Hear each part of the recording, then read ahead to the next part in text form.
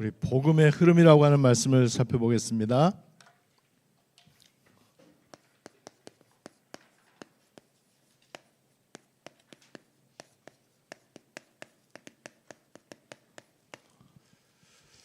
복음의 흐름이 있고 종교의 흐름이 있어요.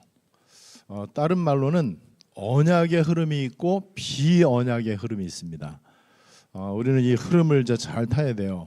흐름을 잘 타면은 로마까지 가게 돼 있습니다. 구약의 흐름을 잘 타면은요 가나안 땅까지 가게 돼 있어요. 그런데 거의 다 보면은 가나안 땅까지 잘 못 가고 광야에서 이제 막히는 경우가 이제 굉장히 많이 있습니다. 여러분들이 그래서 언제든지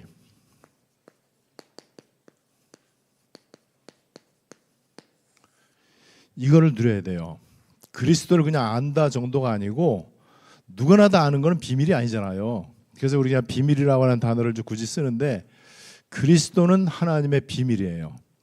하나님의 많은 비밀들 가운데 비밀 중에 비밀, 최고의 비밀은 그리스도예요. 그리스도. 이 그리스도라고 하는 단어가 하나님의 비밀 중에 비밀입니다.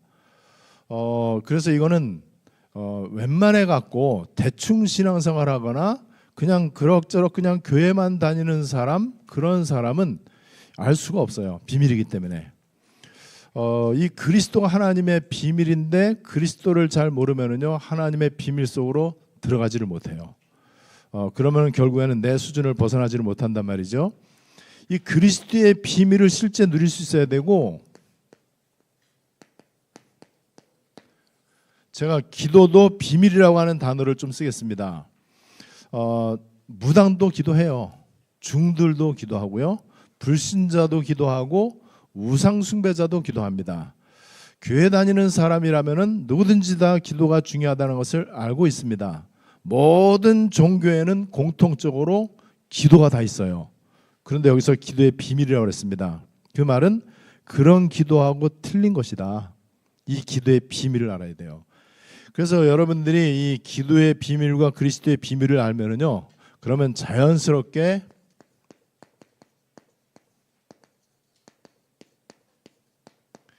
보호자의 비밀을 알게 돼요.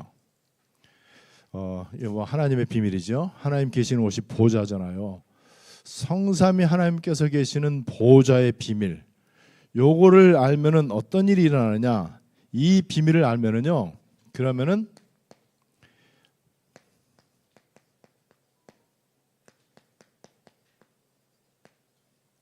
인간 영역을 뛰어넘게 됩니다. 인간 영역을 뛰어넘는 게 이게 바로 25시예요. 왜? 인간은 24시잖아요. 인간의 수준과 인간의 영역은 24인데 25시에 이 속으로 들어갈 수 있어요. 그러면은 아무런 것에도 영향받을 필요가 없죠. 사람 말에도 영향받을 필요가 없고, 현실이나 아니면 이런저런 뭐 여러 가지 뭐 이런 문제 어려움 찾아올 때 전혀 영향받을 필요가 없습니다. 왜냐하면 인간 영역을 뛰어넘어서 있단 말이에요. 이게 어떻게 보면은 좀 막연한 얘기 같지만은요, 진짜 복음의 비밀을 알고 기도의 비밀을 안다면은 이렇게 될 수 있습니다. 그러겠죠. 복음을 어설프게 하니까는 문제고, 그 다음에 기도도 필요할 때만 하는 종교 기도를 하니까는 문제지, 이 기도를 율법적으로 하니까는 기도가 힘들고 짐이 되고 노동이 된단 말이에요. 근데 이 기도를 진짜 편안하게 행복하게, 그리고 늘 그냥 24 가운데에 기도를 누릴 수 있다면요, 이게 비밀이에요. 저는 이거를 몰랐어요. 환난을 통과하면서 저는 기도가 누림이 좀 되더라고요. 그래서 기도가 전혀 부담이 안 되고요. 기도해야 되겠다라고 하는 그런 어떤 막연한 생각이 드는 게 아니고, 늘 기도가 자꾸 생각이 나고 기도하고 싶어지고 뭐 하다 보면은 또 막 기도하고 있고 막 그래요. 이게 굉장한 비밀입니다. 만약에 이게 안 되면 어떻게 되느냐? 제가 이 단어를 많이 쓰는 편이에요. if not. 여기에 이제 다 들어가니까는, 만약에 이게 안 되면 어떻게 되느냐? 분명히 유랑민 됩니다. 그리고 회기 옛날로 돌아가요. 그리고 악순환 가운데 빠져요.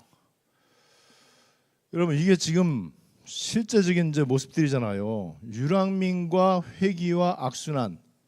이게 늘 우리 성경에서 보는 이스라엘 백성들의 모습이잖아요. 왜 이스라엘 백성들이 이렇게 되죠? 이게 결국에는요, 또다시 계속 반복이 되는 거예요. 노예 포로 숙국이 반복이 된단 말이에요. 왜 이러겠습니까? 뭐 많은 죄를 지어갖고 하나님 앞에 벌 받아서 이렇게 됩니까? 아니죠. 한마디로 말하면 불신앙.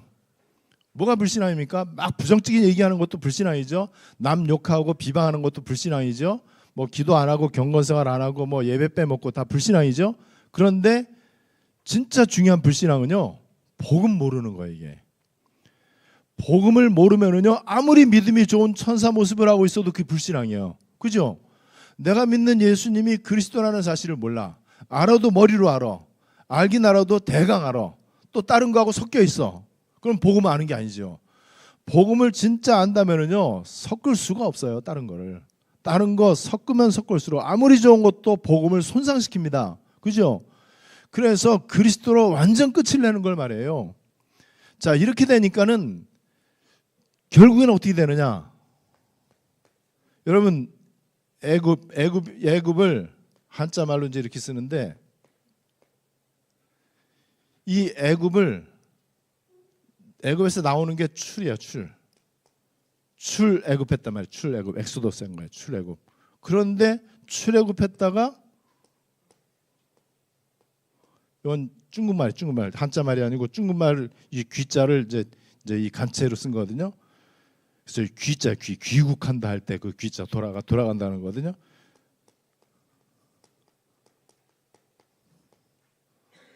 귀애굽, 출애굽, 귀애굽. 다시 애굽으로 다시 돌아가는 거예요. 이게 복음에 담나지 않은 채 신앙생활하는 사람들의 모습입니다. 그러면은요, 여러분 이 속에 있으면 어떻게 될까요? 맨날 헷갈리는 거예요. 그래, 이리 쏠렸다가 저리 쏠렸다가 사람 말 들었다가 또 제 계산기 두들겨 봤다가 그다음에 그냥 어느 쪽 한편에 쉽게 결정 안 하고 딱 눈치 보고 딱 있다가 회색지대에 딱 있다가 검은색으로 할 건지 흰색으로 할 건지 회색으로 딱 있어요. 그러다가 기회를 봐갖고 유리한 쪽으로, 나한테 유익한 쪽으로, 안전한 쪽으로, 좁고 험한 길이 아니고 많은 사람이 찾는 이 편한 길, 넓은 길 글리 가요. 다 그렇게 갑니다. 이스라엘 백성들이 이제 드디어 가나안 땅을 이제 정복하게 됐어요. 그때 가나안 정탐꾼을 보내잖아요. 정탐꾼을 보냈을 때 12대 10으로 다 여기에 빠졌습니다. 그죠? 12대 10이면은 6대 5, 약분하면 6대 5잖아요. 제가 딱 보니까는요, 6명 가운데 5명은 무조건 1, 2 가요. 1, 2 가더라고요. 거의 얘기 들어보니까는 거의 다 그래요. 12명 가운데 10명은 1, 2 가요. 왜 가느냐? 여기가 안전해 보이거든. 위험 부담이 덜해. 그리고 편안하게 신앙생활 할 수 있어. 이단 소리 안 들어도 돼. 그리고 뭔가 여기 가면은 그래도 많은 이 무리와 군중과 이렇게 함께 갈 수 있어요. 외롭게 가지 않아도 돼. 그리고 따돌림을 당한다든지 누명을 쓴다든지 계속해서 다른 사람들 이 여론의 어떤 타겟이 되지 않고 그냥 무난하게 신앙생활 할 수 있어. 여러분 이걸 어떻게 생각하십니까? 지금 이 사람들은 어느 길을 가고 있냐 말이에요. 이게 복음의 흐름은 아니란 말이에요. 그래서 이것만 하면 돼. 그냥 복음 24 기도 24 이것만 계속 하면은요 보호자의 비밀이 나에게 나타납니다. 여기에서 오는 게요 어마어마하다는 것을 우리가 빨리빨리 하나하나씩 좀 체험을 하셔야 돼. 이거를 계속해서 여러분들이 발견을 하셔야 됩니다. 이게 발견되어지면은요 뭐 천하 없는 소리가 들려도 괜찮아. 귀에 안 들어오죠. 뭐 다 사람 소리인데요. 뭐 다 이 인본주의고 다 세상 가치관의 기준을 두고 있어요. 그리고 철저하게 나 중심의 기준을 두고 하는 말이란 말이에요. 우리는 나한테 기준을 두거나 세상 가치관의 기준을 두고 말하지 않잖아요. 하나님의 말씀이 가라면 가면 되는 거고, 하나님의 말씀이 서라고 하면 서면 되는 거고, 하나님의 말씀이 기라면 긴 줄 알고 아니라면 아닌 줄 알고 거기에 내 의견을 말하거나 토를 달거나 그럴 필요가 전혀 없는 것이다. 여러분, 이거는 우리에게 완벽을 요구하는 게 아니에요. 굉장히 이거는 평안한 복음이에요. 그래서 이 평안한 복음이 진짜로 되어지면은요, 여기에서 이제 그리스도가 나타납니다. 나에게서 그리스도가 나타나야 돼요. 나에게서 약삭빠른 인간의 모습이 나타나면 안 돼요.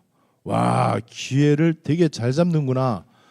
굉장히 아주 머리 회전이 빠르구나. 이런 모습이 목사에게 나타나면 되겠습니까? 내가 교회 다니는 사람인 거를 친구들이 아는데, 야, 너 진짜 이 위기 가운데 잘 빠져나오는구나. 별로 피해 입지 않고, 와, 너 선택 참 잘했다. 이런 얘기를 듣기를 원합니까? 야, 너를 보니까는 진짜 그리스도가 보이는 것 같다. 너한테는 뭔가가 있는 것 같다. 이런 얘기를 들어야 되잖아요. 사람들은요, 영적인 존재이기 때문에 말 안 해도 알아요. 이 느낌이라는 게 있거든요. 야, 내가 볼 때 내가 교회는 안 다니지만은, 내가 하나님은 내가 잘 모르지만은, 너 보니까 진짜 하나님 살아계시는 것 같다. 어째 너는 그렇게 영향도 안 받고 흔들림이 없고 어째 그렇게 중심이 참 바르냐. 이런 말 여러분 들을 수 있잖아요. 지금 이 시간표가 좀 그렇습니다. 그래서 오늘 복음의 흐름이라고 하는 이 말씀을 여러분 잘 보셔야 되는데, 일단 다른 복음을 경계해야 돼요. 다른 복음을 조심해야 되는 거죠. 우리 지난주에는 종교의 흐름을 살펴봤단 말이에요. 그게 바로 마태복음 16장 13절 14절 예수님이 직접 얘기하신 거예요. 광야의 이스라엘 백성들이 왜 노예 포로 속국이 됐냐? 왜 여기 계속해서 7가지 재앙이 계속 일어나냐 말이죠. 이스라엘을 둘러싸고 있는 아수르, 바벨론, 애굽, 미디안, 아니면 이 로마, 이 모든 나라들이 계속해서 이스라엘을 침공하고 노예 포로 속국으로 잡아가는 이 재앙이 계속해서 일어나는데 왜 그러냐 말이죠. 이 속에 있어서 그래요. 복음에 대한 정확한 답이 내려지질 않고, 그 다음에 마태복음 17장 1절로 8절에 보니까는요, 이게 섞여 있는 거예요. 예수님 한 분만으로 충분하고 모든 것인데 거기에 엘리야와 이 모세가 있어야 된다고 생각을 해요. 여러분, 그렇지 않습니다. 그래서 오직이 안 된 거죠. 갈라디아서 1장 7절 8절 바울이 얘기합니다. 내가 너희에게 전한 복음은 완전 복음인데, 그런데 너희가 다른 복음 따라가는 거 보니까 참 이상하다. 다른 복음을 전하면은 하늘에서 내려온 천사라고 할지라도 저주를 받을 것이다. 다른 복음에 대해서 경계하라라고 얘기하고 있습니다. 그래서 다른 복음은요, 언제든지 잘 보시면은요, 무조건 종교는 이겁니다. 인간의 의와 떡 2가지를 강조합니다. 완전 100% 확실합니다. 이걸로 모든 메시지가 다 이렇게 나와요. 인간의 의를 강조하고 떡을 강조하고, 복음은 뭐냐? 하나님의 의 되시는 그리스도를 강조하고 떡이 아닌 하나님의 나라를 강조하는 거예요. 그리스도와 세계복음화 그거죠. 그래서 인간의 의를 강조하면은요, 굉장히 멋있어요. 왜냐면 인간의 의로운 모습이 계속 높아진단 말이에요. 그러니까는 사람들이 다 박수 쳐주죠. 떡, 인간이 추구하는 거 떡. 우리 인간은 육신을 갖고 있기 때문에 떡이 필요하단 말이에요. 그래서 이 떡에 대한 감동을 사람들이 잘 받아요. 떡에 어느 쪽으로 하는 게 떡에 유익하냐, 이게 사람들의 선택과 판단의 기준이 돼버렸습니다. 이게 바로 종교예요. 요 다른 복음을 경계하라. 왜 그러느냐? 다른 복음의 흐름 가운데 있으면요, 반드시 이렇게 됩니다. 틀림없이 이렇게 돼요. 지금 세계 교회가 문 닫고 있잖아요. 실제로 우리 통계가 아니고 실제 세계 통계가 그렇단 말이에요. 그러면 교회가 문을 닫고 있다, 이 말은 교회 다니는 사람들이 교회를 지금 안 다닌다 그 얘기잖아요. 왜 안 다니죠? 귀애굽, 출애굽이 아니고 귀애굽, 애굽으로 귀국했어. 다시 또 돌아간 거예요. 여러분, 이게 이스라엘의 모습이고 한국교회, 세계교회의 모습입니다. 그러면 이 속에 들어가면 안 되잖아요. 이게 대충 봐도 12대 10 정도로 12명 가운데 10명이 그래요. 근데 10명이 말하는 게 그냥 들으면 맞는 것 같아. 그냥 들으면은요, 이스라엘 백성들을 위하는 것 같아. 우리 왜 이렇게 위험을 무릅쓰고 가나안 땅에 꼭 가야 되냐? 쟤네들 얼마나 기골이 장대하고 우리는 메뚜기처럼 그런데 이게 너무나 위험하지 않냐? 그럴듯하죠. 이게 이스라엘을 위하는 것 같죠. 이게 바로 이 다수가 지금 이렇게 이제 쫓아간단 말이에요.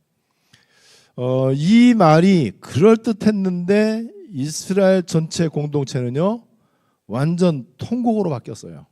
그리고 일제히 일어나서 모세에게 돌을 듭니다.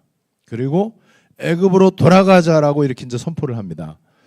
여러분, 이게 완전 복음 속에 있질 않아서 그래요. 복음의 흐름 속에 있으면 절대 이런 일이 안 일어나는데 종교 흐름 속에 이제 있단 말이죠. 그래서 우리가 복음에 대한 바른 지식을 가져야 돼요. 이 복음은 유일합니다. 유일한 복음이에요.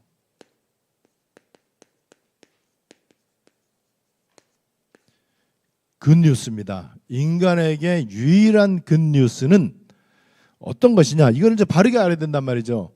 인간이 선악과 범죄 때문에 애굽에서 에덴 동산에서 쫓겨나고 이제는 저주와 재앙 가운데 들어가게 되죠. 거기에 다른 거는 복음이 아니에요. 지금 에덴 동산에서 쫓겨나고 지금 저주와 또 그 사탄과 지옥 여기에 이제 빠지게 됐단 말이에요. 거기에 한 가지밖에 없는 좋은 소식은 창세기 3장 15절 여자의 후손입니다. 여자의 후손 이 단어를 알아듣는 순간 에덴 동산에서 나왔어도 괜찮아요. 에덴 동산에서 나왔어도 좋은 소식을 들었기 때문에 좋은 일이라 합니다. 그 좋은 일이 뭐냐?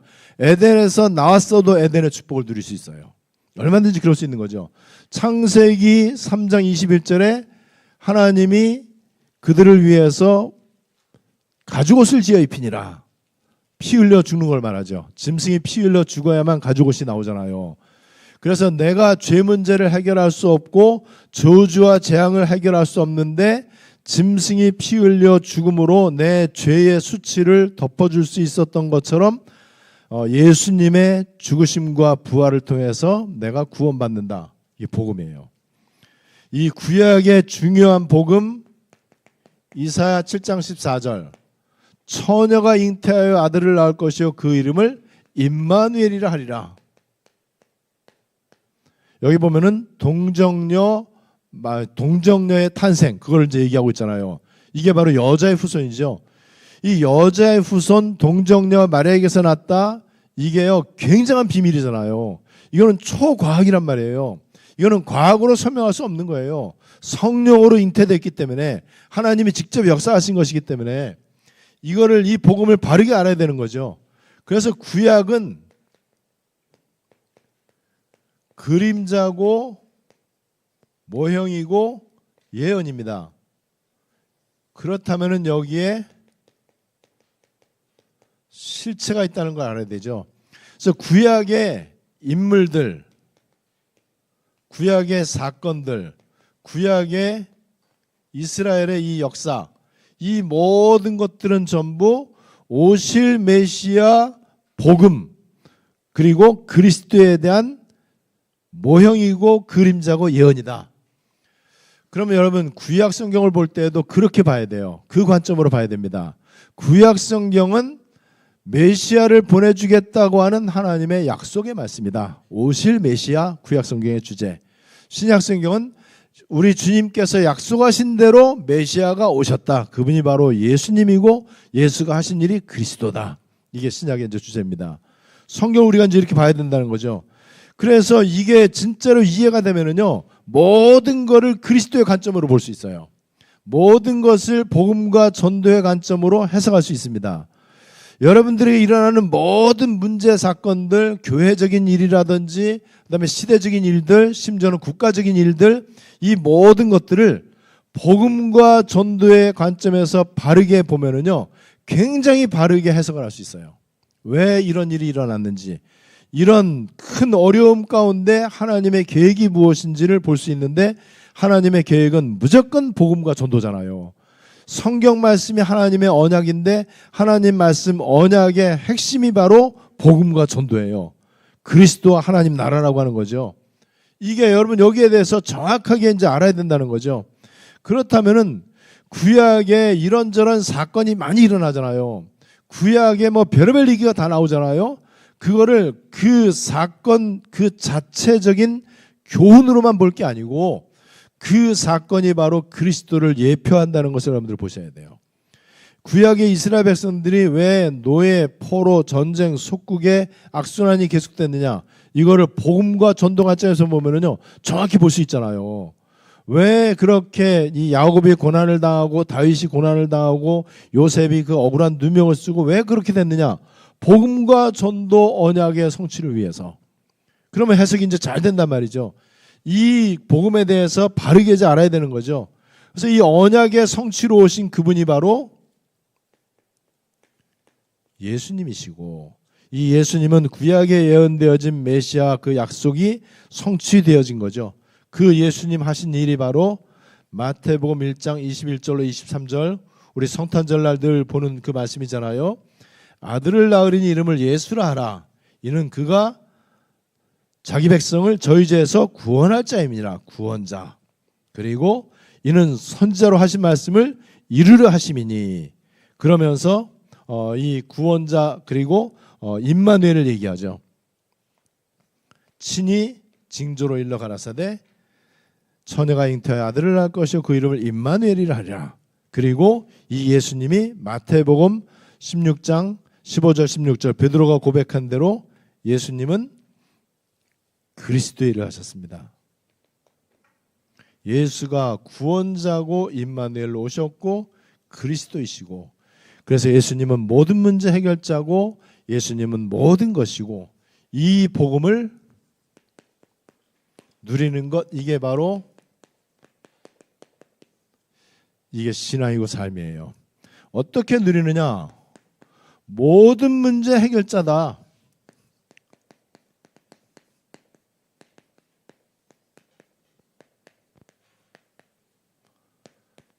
그 예수님이 요한복음 19장 30절에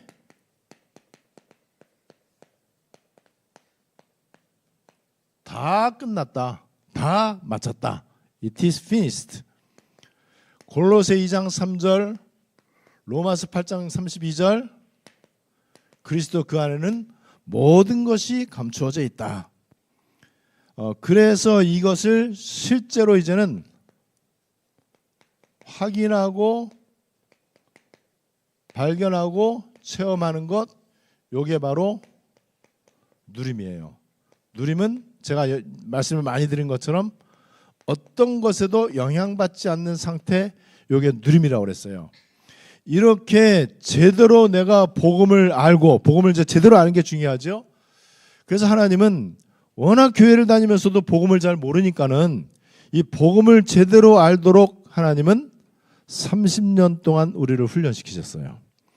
복음을 워낙 이스라엘 백성들이 잘 못 깨달으니까는 하나님은 광야에서 40년 동안 훈련을 시키셨어요. 어쩌면은 복음에 완전 답을 내는 데는 한 40년 걸릴 수도 있을 것 같아요. 지금 실제로 다락방 운동이 시작된 게 한 35년 좀 안 된 것 같아요. 제가 복음 운동한 게 93년 말 이때쯤 했으니까는 지금 94년이니까는 31년쯤 됐단 말이에요. 31년, 32년. 완전 복음으로 완전 답 내리는 거, 이거를 위해서 하나님은 광야 생활에서 이스라엘 백성들 40년 동안 훈련을 시키셨습니다.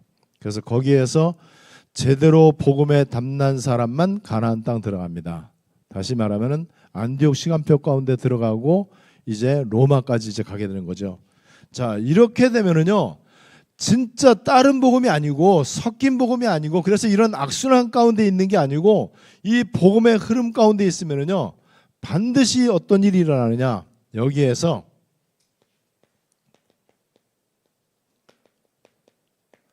나에게 그리스도의 빛이 나타나요. 그래서 2번, 3번이 제대로 되어지는 방법이 복음 24입니다. 그리고 기도 24예요. 이 그리스도의 비밀과 기도의 비밀을 실제로 조금씩 누리기 시작하면은요, 나에게서 그리스도의 빛이 나타납니다. 이 그리스도의 빛은 생명의 빛이고 창조의 빛이고 치유의 빛이에요. 이 빛이 그리스도의 빛이 나타나면은요, 현장의 어둠의 세력은 물러가게 돼 있습니다. 당연히 그렇죠. 이 그리스도의 빛이 나를 통해서 237 나라에 가도록 하는 것, 5천 종족을 향해서 가도록 하는 것, 땅끝까지 모든 민족 천하만민 열방에게 그리스도의 빛이 나타나는 것, 이게 하나님의 소원이죠. 이게 바로 복음운동이에요. 그래서 하나님은 한 시대에 복음운동을 위해서 주권적으로 이 메시지를 하는 전도자를 세우셨습니다. 그리고 진짜 복음운동하는 단체를 하나님이 세우시는 게 하나님의 방법이에요. 하나님이 그래서 구약에 모세를 중심으로 해서 언약 공동체를 세우셨어요. 다윗을 중심으로 해서 복음운동이 일어나게 했습니다. 사무엘 중심으로 그렇게 했고요. 신약시대에 바울을 중심으로 한 바울 공동체 로마서 16장의 일꾼들, 이 사람들을 통해서 로마 복음화가 이제 되어지도록 했단 말이에요. 이 복음운동이 계속 일어나고 그러면서 자연스럽게 복음이 전파되는데 아주 정상적으로 내 삶 가운데 이렇게 일어나는 것, 정상적인 삶 가운데 일어나는 것, 이게 성경적이에요.